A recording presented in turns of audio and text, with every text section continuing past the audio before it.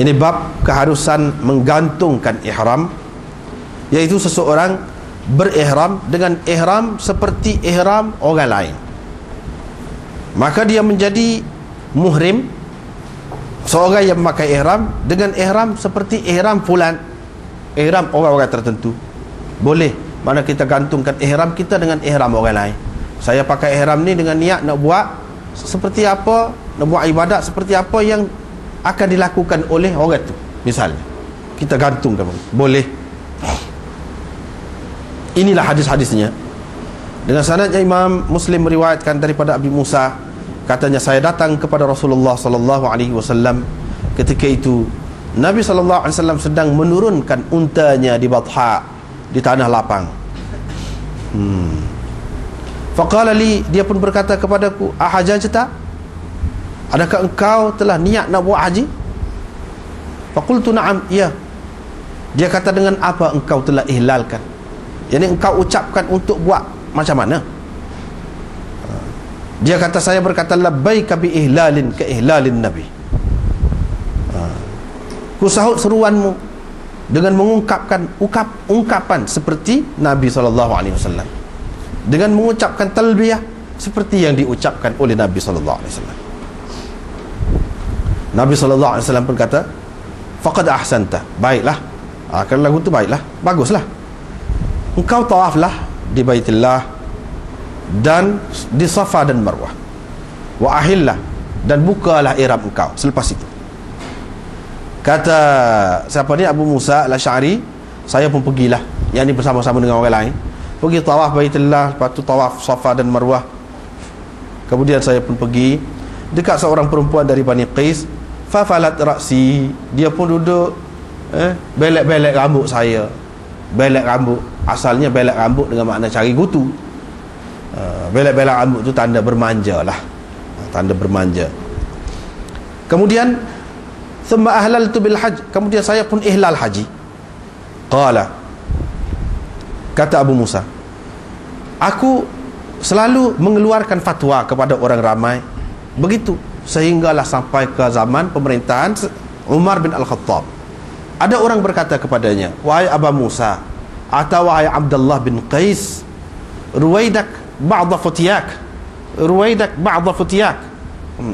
Tarik balik, tarik balik, atau berhentilah dari memberikan sebahagian fatwamu. Fa innaka la tadri, kerana engkau tidak tahu apakah yang telah baru dilakukan, apakah perubahan yang telah dibuat oleh Amirul Mukminin dalam nusuk ini selepasmu. Mu tak tahu apa telah berlaku, perubahan berlaku.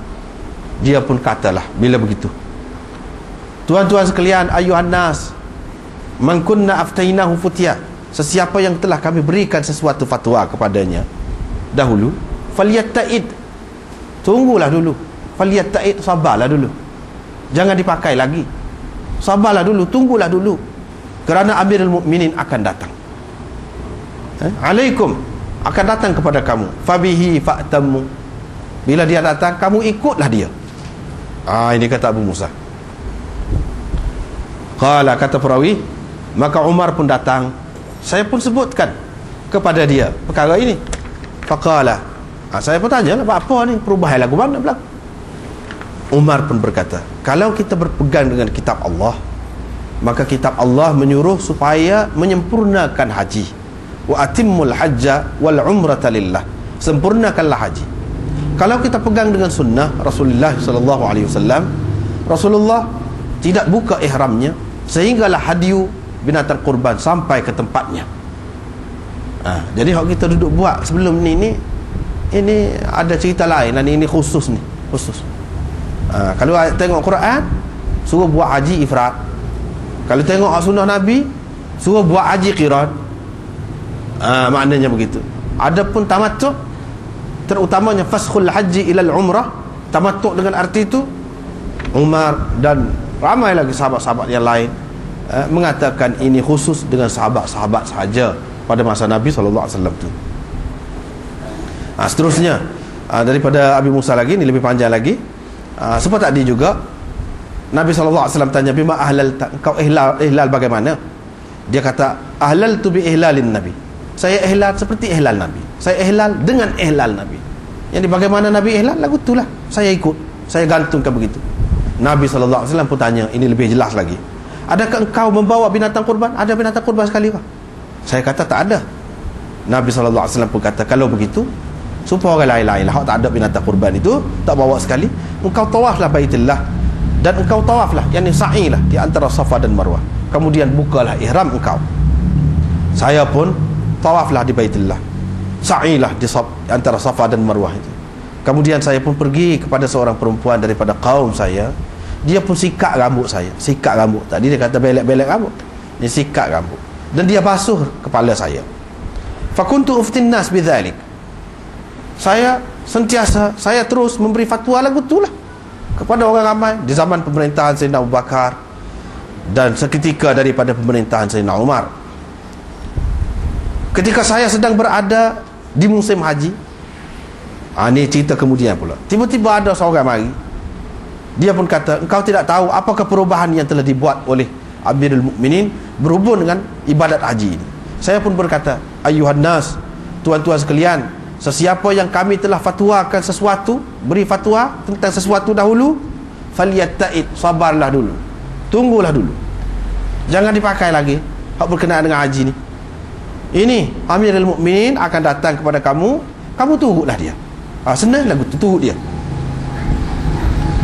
Bila Umar datang, saya pun berkata, wahai Amirul Mukminin, apakah perkara, apakah perubahan yang telah engkau buat berhubung dengan ibadat haji ini? Dia pun kata, kalau kita pegang dengan kitab Allah Azza wa Jalla, Allah Azza wa Jalla kata, wa atimmul hajja wal umrata lillah, sempurnakanlah haji dan umrah kerana Allah. Apa makna sempurna? Dengan buat asing-asing, tidak campur-campur. Sempurna. Kalau buat orang lain tamattu' kau qiran ke, kena kurban binatang, bayar dam. Ini menunjukkan ada kekurangan, tidak sempurna lah. Dam itu dam jubran. Dam itu dam untuk menampung kekurangan. Adapun orang yang buat haji ifrat, dia tidak kena buat apa-apa kecuali kalulah dia melanggar pantai larang dia itulah. Waktu lain ceritanya. Wa inna khudh, kalau kita pegang dengan sunnah Nabi SAW, Nabi SAW tidak buka ihram dia sehinggalah dia menyembelihkan binatang kurbannya. Barulah dia buka ihram dia. Tetapi keadaan yang kita buat ni tidak lagu tu. Buka ihram ni sebelum lagi daripada wukuf di Arafah lagi beberapa hari. Duduk bebas di situ. Pada hari tarwiyah, hari yang ke-8 baru pula pakai ihram untuk haji pula. Itu ceritanya. Diriwayatkan daripada Abi Musa lagi radhiyallahu anhu, katanya Rasulullah sallallahu alaihi wasallam menghantar aku ke Yaman. Qala, kata dia, lepas tu saya betul lah, saya berjumpa dengan dia, sempat berjumpa dengan dia pada tahun yang dia buat kerja haji itu dalam perjalanan dia. Ia ni ketika dia nak pergi Mekah lah. Dia pun berkata kepada wahai Abu Musa, bagaimana kamu ucapkan pada ketika engkau pakai ihram itu? Dia kata, aku ucapkan labbaika ihlalan ka ihlalin Nabi. Aku ucapkan ihlal seperti ihlal Nabi. Maka Nabi SAW pun kata, adakah engkau bawa hadiah bersamamu? Saya kata tidak ada. Nabi SAW pun kata, kalau begitu kamu pergi tawaflah Baitullah di antara Safa dan Marwah, kemudian bukalah ihram kamu. Supaya lebih kurang tadi lah. Cepat-cepat pun kiranya tak apalah. Nah, mungkin lebih kurang tadi ya. Diriwayatkan daripada Abi Musa, katanya dia selalu mengeluarkan fatwa tentang mut'ah. Mut'ah di sini maksudnya mut'ah haji, yakni boleh melakukan haji tamattu' ataupun faskhul haji ilal umrah, yakni membatalkan haji kepada umrah.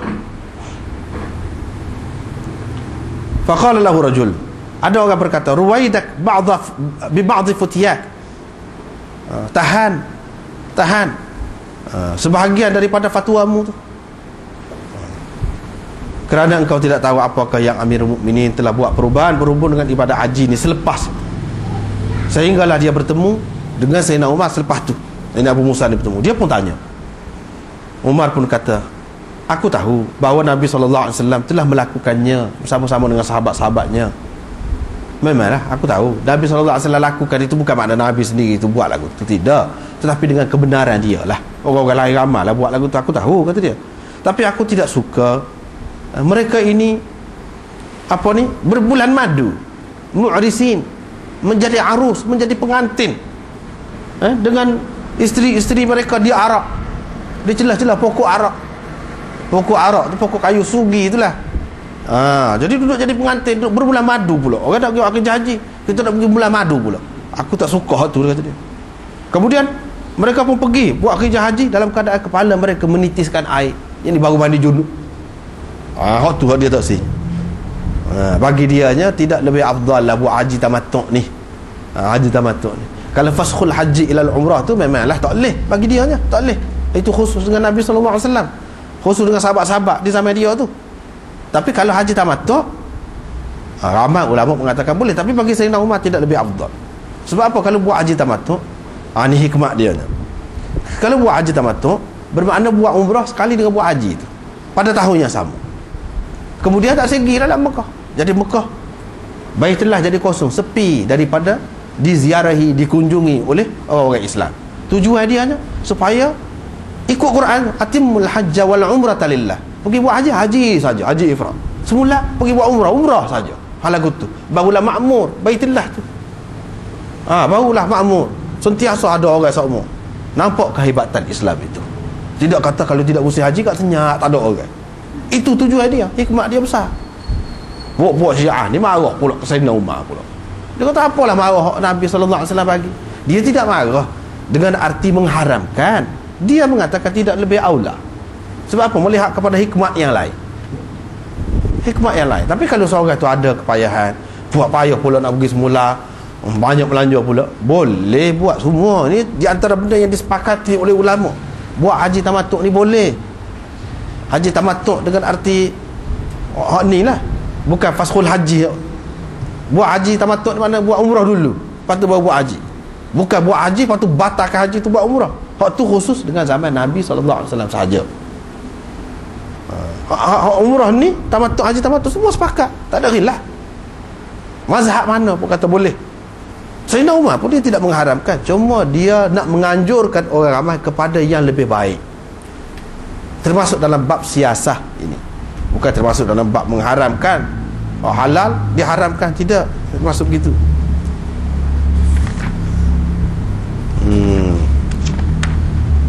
Jadi hak lain-lain ni pun lagu tu lah juga, lebih kurang itulah. Satunya harus ta'liq, gantungkan buat kerja haji ni supaya haji seseorang.